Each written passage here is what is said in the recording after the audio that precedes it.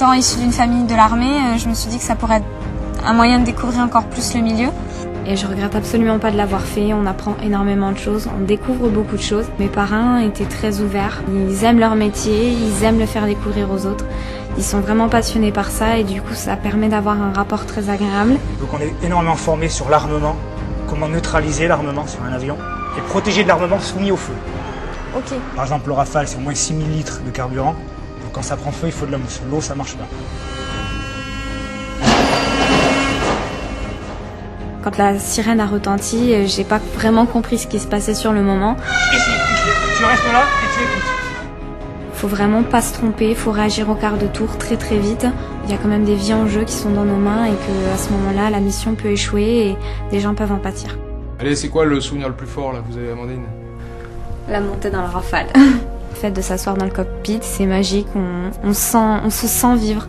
On sait pourquoi on est là et on n'a qu'une envie, c'est de bouger, de mettre les gaz et de partir en opération. En dehors du bruit, il y a une sensation quand on n'est pas loin, on a les bouchons, il y a une vibration dans tout le corps.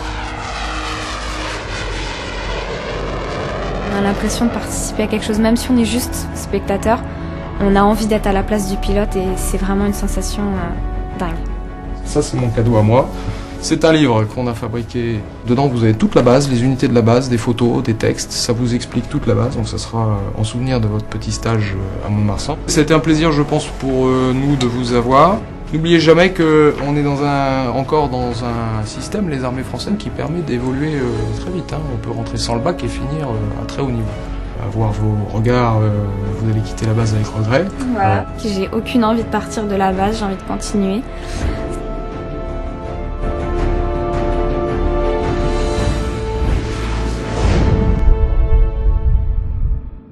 Le fait de s'asseoir dans le cockpit, c'est magique, on se sent vivre. On sait pourquoi on est là et on n'a qu'une envie, c'est de bouger, de mettre les gaz et de partir en opération. En dehors du bruit, il y a une sensation quand on n'est pas loin, on a les bouchons, il y a une vibration dans tout le corps. On a l'impression de participer à quelque chose, même si on est juste spectateur. Quand la sirène a retenti, j'ai pas vraiment compris ce qui se passait sur le moment. Ici, tu restes là et tu écoutes. Faut vraiment pas se tromper, faut réagir au quart de tour très très vite. Il y a quand même des vies en jeu qui sont dans nos mains et que à ce moment-là, la mission peut échouer et des gens peuvent en pâtir. Allez, c'est quoi le souvenir le plus fort là, vous avez Amandine? La montée dans le Rafale. Métier, ils aiment le faire découvrir aux autres. Ils sont vraiment passionnés par ça et du coup ça permet d'avoir un rapport très agréable. Donc on est énormément formé sur l'armement, comment neutraliser l'armement sur un avion et protéger de l'armement soumis au feu. Ok. Par exemple le Rafale c'est au moins 6000 litres de carburant, donc quand ça prend feu il faut de la mousse, l'eau ça marche pas.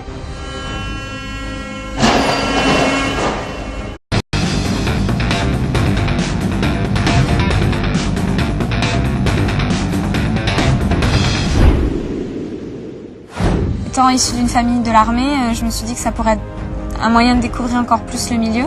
Et je regrette absolument pas de l'avoir fait, on apprend énormément de choses, on découvre beaucoup de choses. Mes parrains étaient très ouverts, ils aiment leur métier.